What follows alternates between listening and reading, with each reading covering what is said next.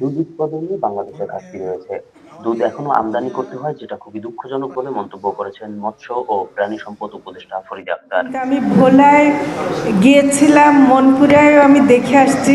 রোববার সকালে প্রাণী সম্পদ ও দুগ্ধ উন্নয়ন প্রকল্প বরিশাল বিভাগীয় অগ্রগতি পর্যালোচনা কর্মশালায় তিনি এসব কথা বলেন। আমাদেরকে দুধ এখনো আমদানি করতে হয়, যেটা খুব দুঃখজনক। তিনি বলেন, দুধ আমদানি করার কোনো কারণ নেই। যথেষ্ট উদ্যোগ নিলে, বিনিয়োগ করলে, বেসরকারি সংগঠনগুলো এগিয়ে আসলে, সরকার সহযোগিতা করলে আমরা নিজেরাই এর উৎপাদন বাড়াতে পারবো।